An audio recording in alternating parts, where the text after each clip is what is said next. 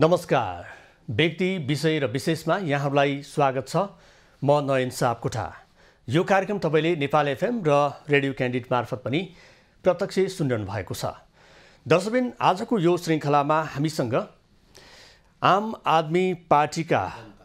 जनता पार्टीका अध्यक्ष प्रभु शाह हुनुहुन्छ। माफ गर्नुहोला, आम जनता पार्टीका अध्यक्ष प्रभु शाह।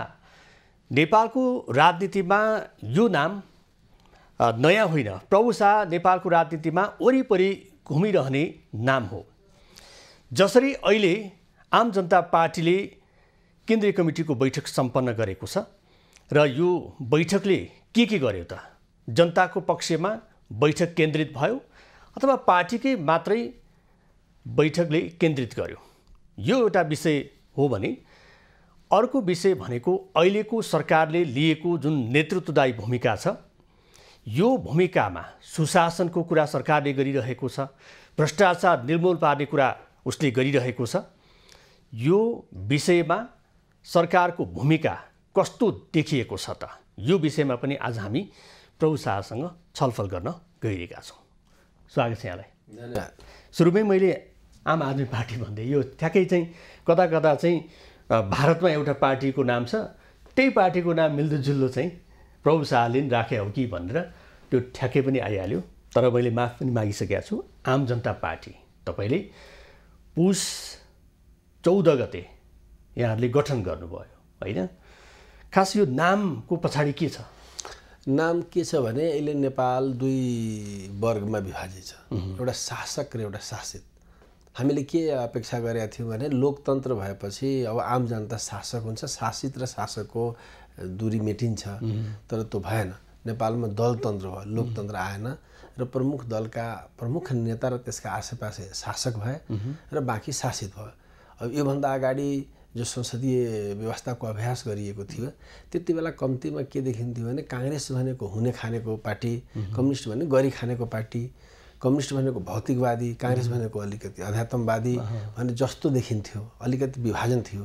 तर यता 63 देखि यता जो सर्वदलीय लुटको शासन प्रणाली जो अभ्यास गऱ्यौँ, सर्वदलीय शासनको अभ्यासले कम्युनिस्ट र काङ्ग्रेसको त्यो दूरी पनि मेटियो। कम्युनिस्ट पार्टी भनेर फरक र काङ्ग्रेस भनेको फरक अब रहेन। कम्युनिस्ट पार्टी बरु काङ्ग्रेसभन्दा अझ बिग्रेको स्थितिमा, शासित वा श्रमजीवीको पार्टी कम्युनिस्ट भने अब रहेन र बरु आम जनता भनेको पीडित उत्पीडित भनेको आम भयो र शासन सत्तामा पहुँच भएका विशेष भयो, खास भयो। त्यसले यो खास र आममा हामी उत्पीडित शोषितको पक्षधर, आम जनताको पक्षधर छौँ। जनतामा दुई टाइपको छ। एउटा भनेको विशेष छन्, ओहदावाला छन्, पहुँचवाला छन्, तिनीहरू विशेष खालको छ। र जसको एप्रोच छैन, पहुँच छैन, पहिचान छैन, तिनी आम छन्। भने हामी आम जनताकै पार्टी, किनकि यो विभाजन रहँदासम्म नेपाल निर्माण हुन सक्दैन। यो विभाजन मेटाउनलाई हामी आम जनता बनायौँ। त्यसरी यो समाजको जो यो शासकीय जो प्रवृत्ति हो, यो जो राजतन्त्रमा तपाईँ सुन्नुहुन्छ, राजा र पञ्चहरू शासक थिए, दल र जनता शासित थिए। यता जब 46 सालको संसदीय व्यवस्था आइसकेपछि काङ्ग्रेस शासक जस्तो र कम्युनिस्ट आम जनता शासित जस्तो थियो। अहिले पनि लोकतन्त्र चाहिँ शासक र शासितमै अगाडि बढिरहेको छ। लोकतन्त्र छँदै छैन। तपाईँ नयनजी एउटा स्पष्ट के पार्न जरुरी छ आम जनतालाई भने तपाईँ हामीले झुक्क्याए नेताहरूले लोकतन्त्र भनेर हामी लड्यौँ, ल्यायौँ पनि। तर संविधान लेखन गर्ने बेलामा, त्यसको संश्लेषण गर्ने बेलामा, संस्थागत गर्ने बेलामा घात भयो, गद्दारी भयो, बन्ध्याकरण गरियो। बोर्डमा सङ्घीय लोकतान्त्रिक गणतन्त्र लेखियो, लोकतन्त्र भनियो। तर चपाउने दाँत दलीय शासन प्रणाली भनेको तपाईँलाई पनि माओवादीले झुकाइदियोस् भाइ? होइन, म त स्पष्ट छु। माओवादीले त के झुकाउँथ्यो र संविधान सभामा तपाईँलाई स्मरण गर्न चाहन्छु, म दुईटी संविधान सभामा निर्वाचित थिएँ। दोस्रो संविधान सभामा जब यो सबै भइराखेको बेला मैले मात्र 601 मा एकजना प्रभु शाह हो जो दलीय अनुशासन तोडेर दलका सम्पूर्ण ओहदा र पदलाई बाजीमा लगाएर मैले यो गलत चिजको विरोध गरेँ। 601 मा एकजना मात्र हो जो सिग्नेचर गरेका छैन, त्यसको विरोधमा बस्यो, त्यो हो प्रभु शाह भन्ने कुरा। त्यति बेलै मैले भनेको थिएँ कि यो देशलाई ठुलो धोका हुँदैछ, देशलाई गुमराह बनाउने र देशलाई बर्बाद गर्ने खेल संविधान सभाबाट सुरु भयो। जनताले त राम्रै सोचबाट बदलाव ल्याएका थिए। ती बदलावहरूको बन्ध्याकरण गर्ने भनेको संविधान सभाबाट जस्तो संविधान बन्यो त्यो संविधान जनताले खोजेका थिएनन्। संविधान सभाबाट जुन कुराहरू उल्लेख गर्नुपर्ने थियो, जनताप्रति लक्षित हुनुपर्ने थियो, त्यो कुरा चाहिँ संविधान सभाले दिन सकेन। दुई पटक निर्वाचन। मैले तपाईँलाई भन्छु, नेपाली जनताले राम्रै चिज जन्माए, संघीयता जन्माए, समानुपातिक प्रजातन्त्र जन्माए, गणतन्त्र जन्माए, लोकतन्त्र जन्माए, धर्मनिरपेक्षता जन्माए, जनताको आन्दोलनबाट जन्मेको एजेन्डा हो। तर नेताहरूले त्यसको स्याहार सुहार गर्ने जो जिम्मा पाए, त्यसलाई लेखन गर्ने, संस्थागत गर्ने जिम्मा पाए, तिनीहरू चोर निस्के, गद्दारी गरे, त्यसले धोका दियो र त्यसको बन्ध्याकरण गरिदियो र अहिलेको होल एजेन्डाहरू गण्डा बनाइदिए। जो अन्डा बिग्रेपछि गण्डा भन्दो रहेछ, त्यहाँ पहाडमा के भन्छ मलाई थाहा छैन, तर मधेसतिर बिग्रेको अन्डालाई गण्डा भन्छ। अनि यो व्यवस्था गण्डा व्यवस्था भयो। लोकतन्त्र चाहिँ गनाइसक्यो। अब लोकतन्त्र मात्र होइन, सबै एजेन्डा गण्डा बनाइदियो, होल व्यवस्था नै गण्डा भयो। अब गण्डा व्यवस्थाले परिणाम दिँदैन। बन्ध्याकरण गरेपछि मान्छेले बच्चा जन्माउन सक्दैन, गण्डा भएपछि त्यसबाट बच्चा निस्किँदैन। यति त हामी बुझे, त्यो गण्डाले त फोहोर ल्याउँछ, गन्हाउँछ। अहिले देशमा यो व्यवस्थाले गन्हाइरहेछ। केही मुठीभर मान्छेलाई स्वार्थ होला, तर आम देश त बर्बाद नै भइरहेछ। किन भइरहेछ भने नेता बेइमान भयो, व्यवस्था गण्डा भयो। अब तपाईँले चाहिँ आम जनता पार्टी गठन गर्नुभयो, तपाईँको नेतृत्वमा, तपाईँ अध्यक्ष यसको हुनुहुन्छ होइन। यो चाहिँ के को लागि त उसो भए? एउटा देशमा त धेरै पार्टी छन् होइन। प्रभु शाहले खोलेको आम जनता पार्टीबाट जनता लक्षित तपाईँहरूले के गर्नुभयो? अस्ति भर्खर तपाईँहरूले चाहिँ बैठक सम्पन्न गर्नुभएको छ होइन।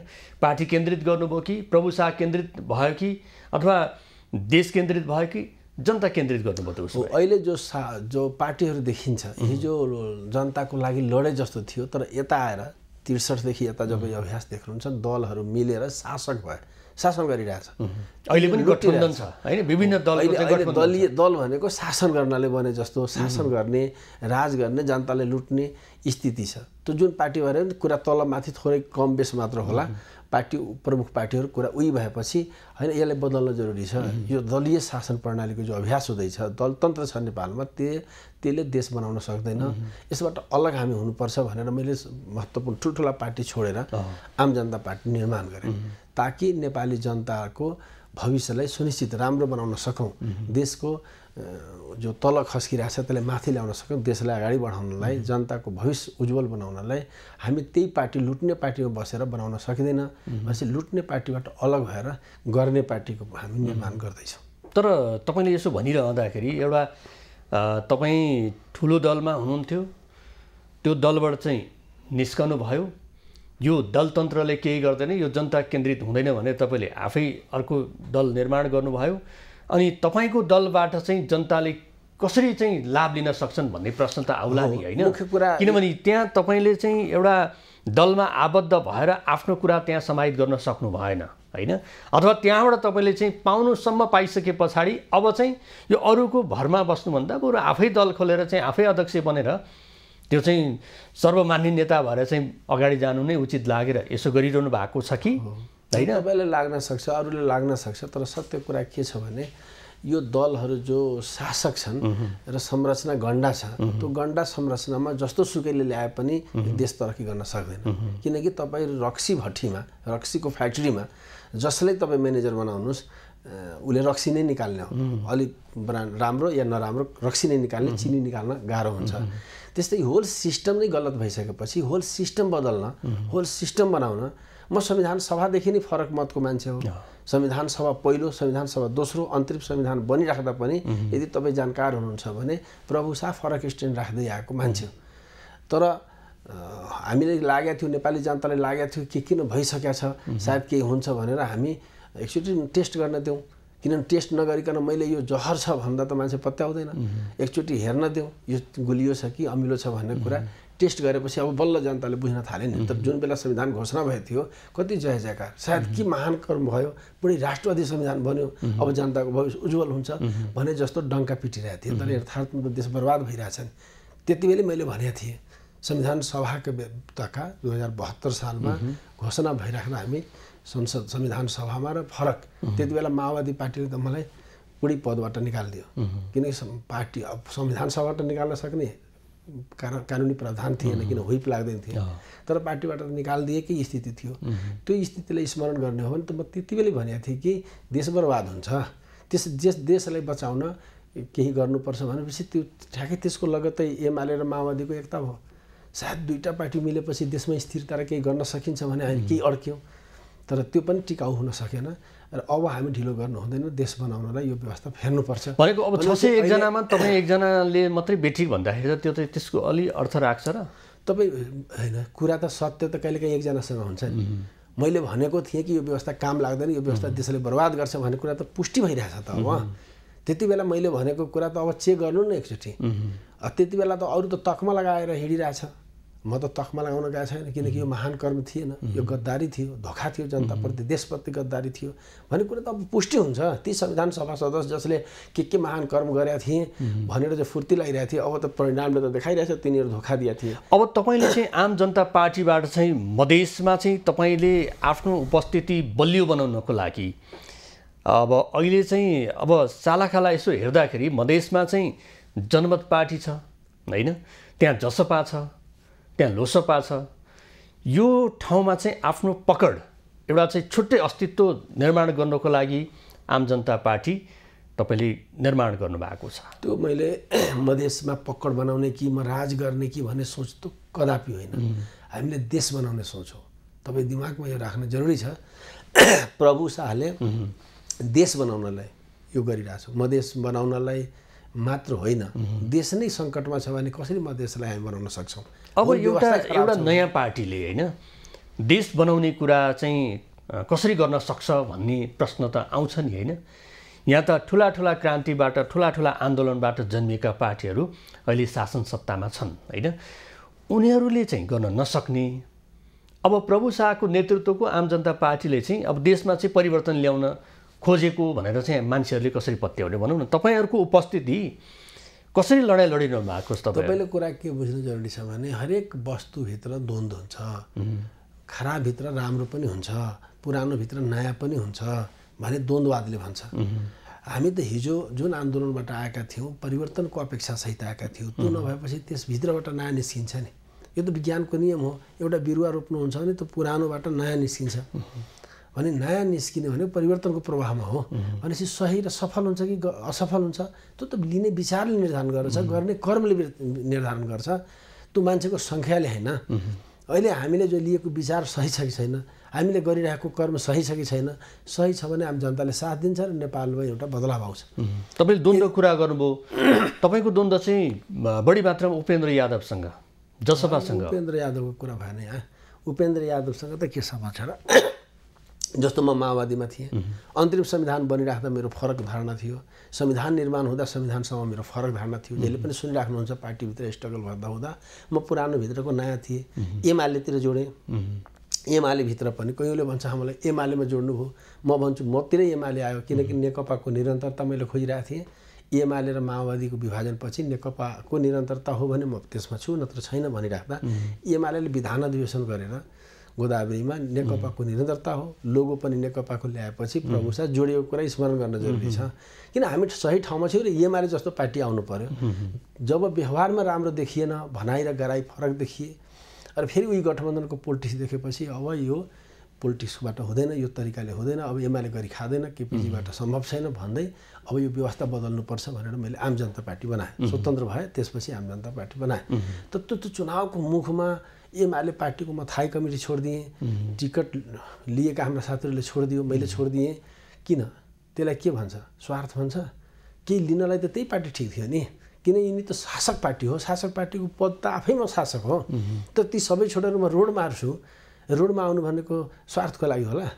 त पक्कै हामी देश बनाउने चिन्ताबाट, बदलावको चिन्ताबाट, जनताको भविष्यको चिन्ताबाट हामी यसरी गरिरहेछौँ र मलाई लाग्छ सत्य सोचबाट, स्वच्छ सोचबाट कुनै काम गर्नु हो भने कहिले पनि सफलता हुँदैन। यदि पाप राखेर, लोभ राखेर तपाईँ कुनै कर्म गर्दै हुनुहुन्छ भने कसैले जिताउन सक्दैन।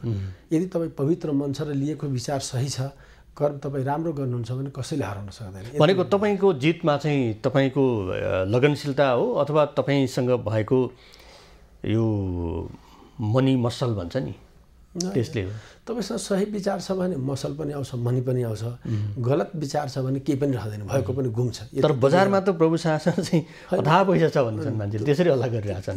त्यो पैसाले चुनाव जित्न सक्ने खुबी चाहिँ प्रभु शासन। त्यो चाहिँ भ्रमपूर्ण कुराहरू तपाईँ त नगरिदिए राम्रो हुन्छ। किनकि प्रभु शाह भने एउटा सादगी, कहिले पनि यस्तो भ्रष्ट सदाचार र सुशासनमा एकदम प्रतिबद्ध मान्छे हो। कसैले औला उठाउन सक्दैन। माओवादी हुँदा समेत कसैले प्रभु शाहले यो गाउँमा चन्दामा संलग्न छ, यो ठाउँमा कुनै बल प्रयोगमा संलग्न छ या कुनै न्याय निसाफमा नै कुनै पनि एक्टिभिटिजमा हामी थिएनौँ। संसद व्यवस्थामा हुँदा पनि तपाईँले सही र गलत भन्ने कुरा त जनताको जनादेशले पनि कोही कुरा निर्धारण गर्छ। किन 64मा जुन % मतले ल्याएको थिएँ त्यसमा त बढाएर म 70मा चुनाव जितेँ, त्यसबाट बढाएर 74मा चुनाव जितेँ, फेरि त्यसबाट बढाएर अहिले चुनाव जितेँ। त्यसले के देखाउँछ? स्वतन्त्र हुँदा पनि मान्छेले जिताइदिने भने मनैले जिताउँछ। बडबड मनीवाला त कहाँ गइरहेछ, मसलवाला कहाँ गइरहेछ त मनी मसलले जित्छ त। त्यो मनी मसलवाला प्रभु शाह भने त्यो बाहिर देखाउने एउटा हाउबुजी धन्दा मात्र हो। तर जसले प्रभु शाहले नजिकबाट चिन्छ त्यसले कहिले पनि छोडेको छैन। प्रभु शाहलाई साथ दिने मान्छे कहिले छोडेको छैन। भनेपछि गलत भएर साथ दिइरहेछ भन्ने कुरा विचार गर्न जरुरी छ। मेरो विचारमा अहिले नेपालको जो परिस्थिति छ त्यसको ठोस विश्लेषण, ठोस वस्तुको ठोस विश्लेषण गरेर मात्र बदलाव सम्भव छ। किन कुनै पनि रोगको सही पहिचान भएन भने निदान हुँदैन। अब आम जनता पार्टी चाहिँ यो चाहिँ भर्खरै चाहिँ जन्मिएको छ। यो अब हिँड्न पर्यो, यसले चाहिँ आफ्नो अस्तित्व बनाउनु पर्यो। यो चाहिँ अरूसँग एकताको लागि चाहिँ जन्मिएको पार्टीको रूपमा हामीले बुझ्ने कि अब यो चाहिँ अरूसँग एकता होइन, यो आफ्नै बलमा चाहिँ आफ्नै खुट्टामा उभिएर अब लगालग अगाडि बढ्छ भन्ने तपाईँलाई लागिरहेको छ? हो, प्रभु शाहको टार्गेट भनेको पार्टी बनाउने, शक्ति बनाउने छैन, देश बदल्ने छ। देश बदल्नलाई हामी के हेरिरहेछौँ भने नेपाल 2 वर्गमा विभाजित छ। एउटा वर्ग भनेको देशमा श्रम गरेर, विदेशमा श्रम गरेर देश बनाउने वर्ग छ। अर्को भनेको देश लुटेर विदेश पुर्याइदिने, विदेशमा थुपार्ने एउटा वर्ग छ। तपाईँ 2 टाइपको नेपाली हेर्न सक्नुहुन्छ। ठुलो ओहदामा बस्छन्, अवसर नेपालमा प्राप्त गर्छन् र भयभरका पैसा आर्जन गरेर विदेश पुर्याइदिरहेछ, विदेशी नागरिकता लिन्छ, विदेशमा आफ्नो छोराछोरी राख्छ र नेपाललाई लुट्ने, विदेशमा ऐश गर्ने एउटा वर्ग देखिन्छ भने अर्को वर्ग भनेको विदेशमा लो लेभलको काम गर्छ, रगत पसिना बेच्छ, विभिन्न दुख पीडा भोग्छ र पैसा कमाएर नेपालमा ल्याएर नेपाल सञ्चित गर्छ, नेपाललाई निर्माण गर्छ। त यो गरिब तबकाका मान्छेहरू जो छ, श्रमजीवी मान्छेहरू छ, जसले देश निर्माणमा लागिरहेछ, दुख गरेर देश बनाउनतिर लागिरहेछ, देशमा भविष्य देखिरहेछ र जो माथिल्लो तबकाका मान्छेहरू छन् त्यसले देश लुटेर विदेशमा आयास गर्ने, विदेशमा बस्ने र नेपाललाई दोहन गर्ने। यसरी नेपाल 2 कितामा 2 वर्गमा विभाजित छ र जबसम्म यो लुट्ने वर्गको सत्तामा रहन्छ, सरकार र सत्तामा जो लुट्ने र भगौडाहरूको शासन रहन्छ, त्यो नेपाल सम्भव छैन। यसलाई गरिन त गाह्रो छ नि त। फेरि होइन, निर्वाचन प्रणाली त्यही नै हो। नै नेताहरू अहिलेको सत्ताको चरित्रै भनेको लुट्ने र भाग्ने। अहिलेको सत्तामा कसको एप्रोच छ, कसको काम सत्ताको पहुँचमा छ भने विदेशमा बस्ने, अवसर नेपालमा लिने, नेपालमा लुट्ने र विदेशमा थुपार्नेहरूको वर्चस्व छ सत्तामा। सत्ताको चरित्रै त्यस्तै भयो, भगौडा चरित्र भयो, लुट्ने र नेपाल बनाउने होइन। र जो नेपाल बनाउने चिन्तित मान्छेहरू अपमानित भए, जस्तो मानौँ नेपालबाट 50 लाख मान्छे विदेशमा छ लेबरको रूपमा, मलेसिया कतारमा भौतारिरहेछ, लास आइरहेछ, तिनका परिवारहरू अपमानित छन्, तिनीहरू अपमानित छन्, तिनको सुन्ने सरकार छैन, त्यसको दुख बुझ्ने सरकार छैन। र यही देशको 10 लाख विदेशमा नागरिकता लिएर छ एनआरएन। ऊ आयो भने सरकारको एप्रोच हुन्छ, उसको इज्जत हुन्छ, उसको सेक्युरिटी हुन्छ, उसको हाले हुन्छ। सरकारले चाहिँ उसलाई यहाँबाट लुटेर अमेरिका बनाउनेहरू सम्मानित हुने नेपालमा, अनि अरू देशमा खुन पसिना बेचेर नेपाल बनाउने अपमानित हुने भने यो सरकार के हो, राज्य के हो, चरित्र सत्ताको के हो भन्ने प्रश्न यतिले बुझ्नु पर्छ पर्दैन। हाम्रो पार्टीले भनेको छ यो सिनारीलाई चेन्ज गर्छ। देश लुट्नेहरू सम्मानित हुने, राजमा हाले हुने र देश बनाउने अपमानित हुने, त्यसैले बदल्छौँ भनेका छौँ हामीले र नबदलेर नेपालको भविष्य सम्भव। तर अहिले त नेतृत्व त यो नेपाल बदल्ने, नेपाल नयाँ बनाउनेको नेतृत्वमा यो सरकार सञ्चालन छ नि, होइन? तपाईँले नै एउटा उठबस गरेको पार्टी, त्यही त पुष्पकमल दाहाल प्रचण्डले चाहिँ अहिले अब सुशासन ल्याउने, अब जति पनि काण्डहरू छन् त्यसलाई चाहिँ खोल्दै जाने र भ्रष्टाचारीहरूलाई चाहिँ कारबाही गर्ने भनेर उहाँले भन्नु। म तपाईँले भने यो संरचनाभित्र, होल प्रणाली, होल व्यवस्थाभित्रबाट तपाईँले सोच्नु हो भने सही बात कुरा बुझ्न सजिलो होला। एउटा पार्टी, एउटा प्रधानमन्त्री मात्रले बुझ्न सजिलो छैन, किन अहिले त देशमा कतिवटा सरकार छ। प्रचण्डजी त एउटा सरकारको एउटा हिस्सा हुनुहुन्छ। देशमा 763वटा सरकार छ, यो बुझ्न जरुरी छ। संवैधानिक निकायहरू कति छ, थाई सरकार ब्युरोक्रेट त अलरेडी छँदैछ। पहिलेदेखि सरकारकै कुरा गऱ्यो भने त थाई सरकार भनेको ब्युरोक्रेट, अस्थायी सरकारको यस्ता 5 वर्ष 2 वर्ष 1 वर्ष सरकार, त यस्तो सरकार त 763मा एउटा प्रचण्डजी हुनुहुन्छ। कति छन् त्यसमा नयाँ मान्छेहरू, राम्रा मान्छेहरू, कति मन्त्रालयमा कति जनप्रतिनिधिमा राम्रा छ भने अन्दाज गर्न सक्नुहुन्छ। त्यसैले यसरी एङ्गलले हेर्नुभन्दा पनि होल सिस्टममा हेर्न जरुरी छ र होल सिस्टम नै गलत मान्छेको हातमा छ। देशमा कानुन शासन त सम्भव, किनकि देशमा लोकतन्त्र भए त कानुनको शासन हुन्थ्यो।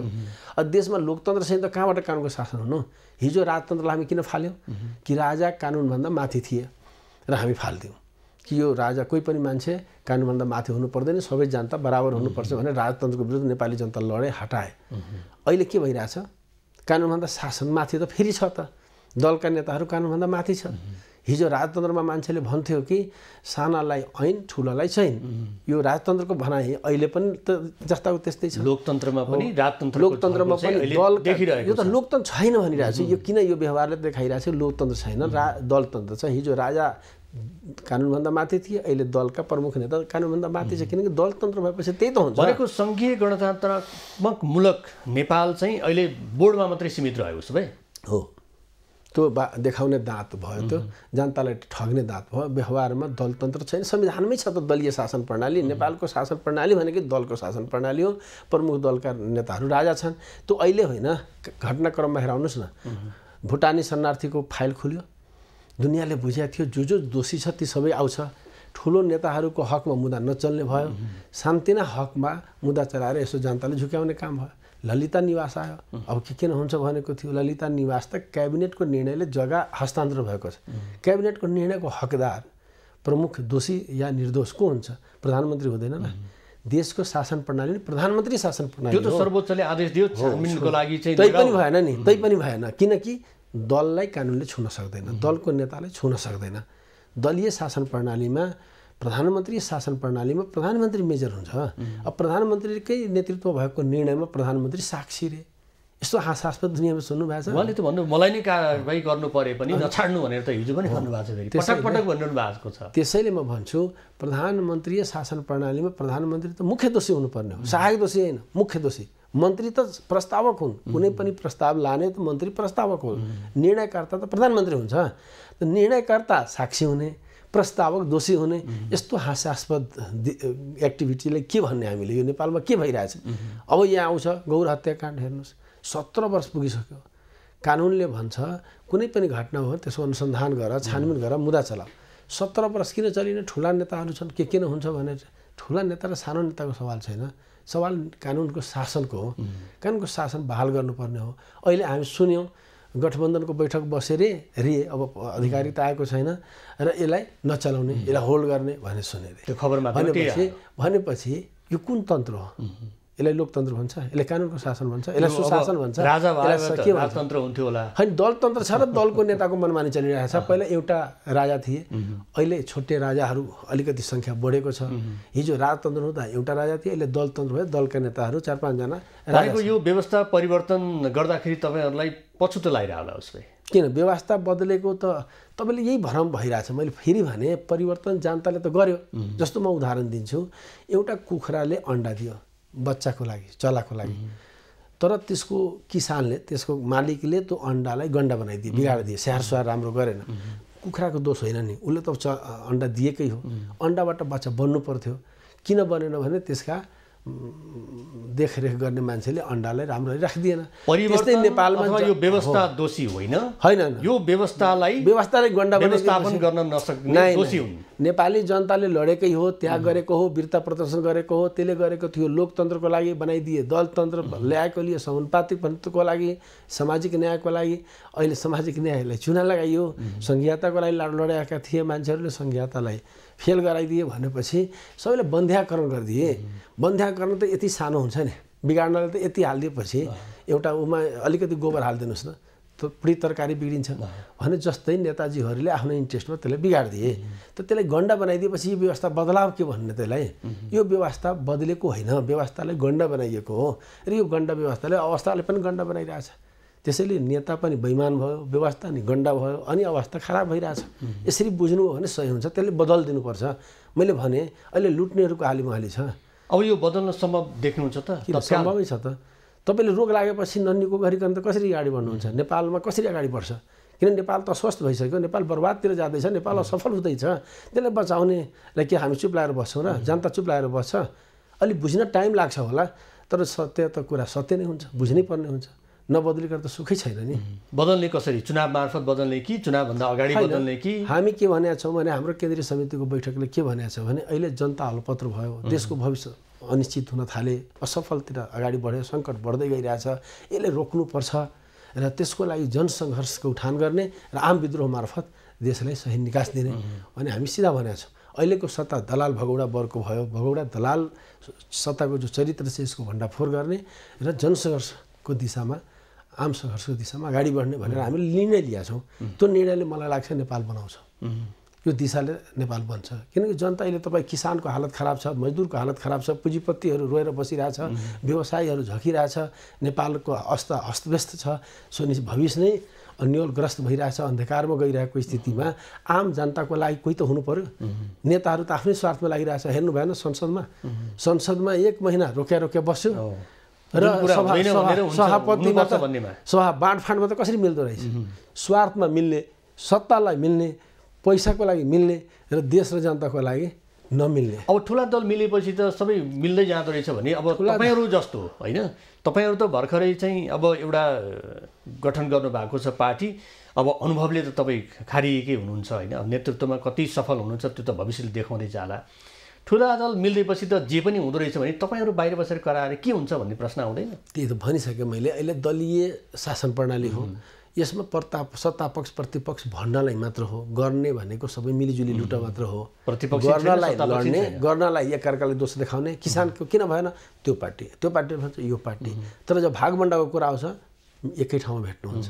मैले भनिरहेको छु संसद अवरोध भइरहेछ र नेताजीहरू सभापति बाँडेर पकेटमा, बाहिर उता संवैधानिक नियुक्तिको बाँडफाँड मिलिरहेको हुन्छ, यता सुनवाई समिति पनि मिलिरहेको हुन्छ। जहाँ जहाँ की पोइन्ट छ त्यहाँ मिलिरहेको हुन्छ। त्यहाँ जनताले झुक्याउने ठाउँमा अलग अलग प्लेटफर्म चलिरहेको हुन्छ भाषण। जनताले गुमराह बनाइराख्नु पऱ्यो नि, नत्र मान्छे त बुझिहाल्छ। अब चाहीहरू पनि जो ट्रेनमा हुन्छ, ती चाहीहरू चाहे कि आज जुन ड्रेसमा पकेट काट्यो भोलि त्यही ड्रेस र त्यही स्टाइलले पकेट काट्दैन नि, त्यसमा चेन्ज गरिरहेको हुन्छ, मान्छेले ठगिरहेको हुन्छ। यहाँ यस पुगेपछि अर्को स्टेसन जान्छ, त्यो स्टेसनभन्दा अर्को ट्रेन समात्छ। त्यो त पेसा हो। त्यसरी ठग्नेहरू त अहिले दलीय शासन प्रणालीमा यो दल राम्रो त्यो दल राम्रो भन्नै मिल्दैन, सबै एउटै। तपाईँले चाहिँ पुष्पकमल दाहाल नेतृत्वको सरकारले अहिले जति भ्रष्टाचार काण्ड र सुशासन कायम गर्नको लागि जुन कर्म अथवा कार्य गरिरहेको तपाईँले देख्नु भएको, यसमा चाहिँ 100मा कति दिनुहुन्छ तपाईँले? होइन, हात्ती आयो फुस भन्छ नि, एउटा भनाइ छ। यो सरकार त यस्तै लाग्यो मलाई। सुरुमा अलि लागेको थियो प्रचण्डजीप्रति म धेरै आशावादी थिएँ। अङ्कविहीन हो प्रचण्ड? होइन, मलाई लागेको थियो कि उहाँले गर्नुहुन्छ, किनकि उहाँमा के थियो भने म अब केही गरेर अब राजनीतिको उत्तरार्धमा छु, म केही गर्छु दुनियाँले बुझ्ने गरी, ताकि आउने दिनले मलाई एउटा उच्च सम्मानको नजर ल्याएरोस् भने जस्तो लाग्थ्यो। त्यसरी भाषण पनि गर्नु थियो, हामीसँग भेट्दा नि त्यसरी भन्नुभएको कुरा सम्झिनु भएको छ? अब 64 फर्किन लाग्यो भनेर सबैजना डराइरहेको छन् भनेर। के 64 फर्किन्छ? 64 सालमा माओवादीको जुन उपस्थिति संसदमा थियो त्यही अनुरूप आउँछ भने के कामले हुन्छ त नि?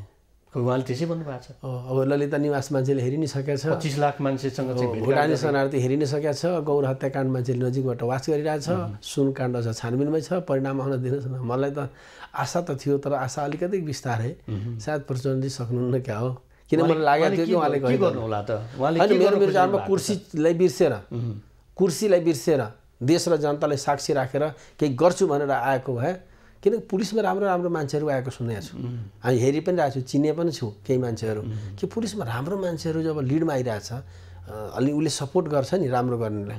त्यसले मलाई लाग्थ्यो कि प्रचण्डजीले राम्रो गर्नु हो भने प्रहरीको साथ सहयोग, खासै सेक्युरिटी निकायको राम्रो साथ पाउनुहुन्छ र आम जनता ताली बजाएर स्वागत गर्छ। भलै सरकारको गणितले उहाँ सफल हुनसक्छ, फेरि गणित आइहाल्छ। तर उहाँले त गणितै ठुलो देखिरहेको छ नि। अब उहाँले अपराधीहरूलाई बोक्नुहुन्छ, गौर हत्याकाण्डका चोख्याउन कोसिस गर्नुहुन्छ, उहाँले त जरुरी थिएन नि। उहाँले हत्याकाण्डमा चाहिँ एकले अर्कोलाई चाहिँ दोष थोपार्ने काम गर्यो होइन?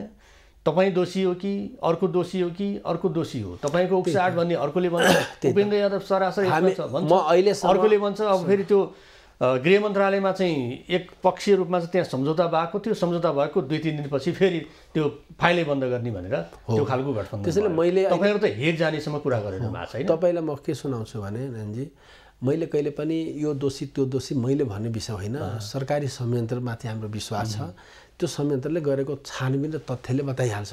हामीले छानबिन मात्र खोजेको, प्रभु शाह दोषी छ कि निर्दोष छ, फलानु दोषी छ कि निर्दोष छ, त्यो किन अहिले भन्नु पर्यो? छानबिन गर्न दिनुहोस् न। छानबिन रोकेर त भन्नलाई त कसरी पत्याउने त नि? आरोप लाउने हैन, त्यसैले छानबिन गर्नु। हामी त के भनिरहेको छौँ, प्रभु शाह होस्, प्रचण्डजी होस्, एबीसीडी जोसुकै होस्, छानबिनबाट पुष्टि हुन्छ नि, तथ्यबाट पुष्टि हुन्छ नि। मडगडन्ते आरोपबाट दही एकअर्कालाई आरोप बनाएर के गोबर माटी गर्ने, त्यसले सामसुम गर्ने अहिले भइरहेछन्। प्रभु शाहलाई पनि कतै मुछ्नुपर्छ, कुनै मुद्दा उछाल्नुपर्छ, खोज्नुपर्छ ताकि यहाँ सम्झौता गराउन मिलोस्, यहाँ मिलाउन लटपट गर्न मिलोस्। रौतहटमा चाहिँ प्रशासन कार्यालयमा 7-8 दल मिलेर उजुरी त्यहाँ निवेदन पनि मैले भनिरहेको छु, ताकि किन यो गर्न खोजेको छ भने प्रभु शाहलाई मुछिदिएपछि यसलाई गोबर माटी गर्न सकिन्छ, यसलाई सामसुम गर्न सकिन्छ। मैले भनिरहेको छु प्रभु शाह के भगवान हो र के म दलको नेता हो, राजा हो, म माथि कानुनै माथि कानुनै लाग्ने त भनिरहेको छैन नि। म जहिले पनि कानुनभन्दा म माथि छैन, म कानुनकै तलै छु, म आम जनता नै छु। मलाई पनि जसरी कानुनहरूलाई लाग्छ मलाई लाग्छ यदि तथ्य छ भने पुष्टि गर्न। तेरै सरकार छ, तिमी नै राजा महाराजा छौ, सबै तल माथि गर्ने हैसियत राखिरहेछौ भने प्रभु शाह त कहिले पनि भनिरहेछ म दोषी छु, मलाई बचाइदेऊ, म तेरो कुर्सी गिराइदिन्छु, सत्ता फेरिदिन्छु त भनि त रहेको छैन। अँध्यारोमा ढुङ्गा हान्ने होइन, उज्यालैमा चाहिँ छानबिन हुनु पर्यो भन्ने तपाईँको मेरो के छ भने छानबिन होस्, तथ्यसँग ढङ्गले निर्दोषीलाई फसाउने होइन, दोषीलाई उम्कन दिनु हुँदैन। त अरू पार्टी पनि आफ्नो स्ट्यान्ड त्यसै देखाउन सक्दैन। अरू पार्टीले पनि गौर हत्याकाण्डको छानबिन होस्, दुधको दुध, पानीको पानी होस्। तर यहाँ चाहिँ छानबिन भन्दा पनि अब सत्ता जोगाउनुपट्टि लागेको मान्छे प्रभु शाहलाई मुछिदिएपछि, अरूलाई मुछिदिएपछि यसलाई गोबर माटी गर्न सकिन्छ कि यसलाई छलछाम गर्न सकिन्छ कि भन्ने कुरा छ। त्यसरी गरेर त देशमा के गर्न सक्नुहुन्छ? सरकारले त आफ्नो क्षमता देखाउनु पर्यो। म अझ के विश्वास व्यक्त गर्छु भने प्रचण्डजीमा अरू नेताको सापेक्षतामा केही गरौँ नै मैले पाएको छु। सायद उहाँले धेरै घेराबन्दी भएन भने उहाँले गर्नुहुन्छ। घेराबन्दीमा चाहिँ पर्नु भएको छ। यहाँलाई धेरै धेरै धन्यवाद छ स्टुडियोमा आइदिनु समाजको लागि। Thank you. दशबिन उहाँ हुनुहुन्थ्यो आम जनता पार्टीका अध्यक्ष एवं सांसद प्रभु शाह। देशको पछिल्लो राजनीति र आम जनता पार्टीले लिएको नीतिको बारेमा आज हामीले छलफल गऱ्यौँ। आजको समय सकिएको छ। खबरभित्रको खबरको लागि हेर्दै रहनुहोला एबी न्युज खबर। नमस्कार।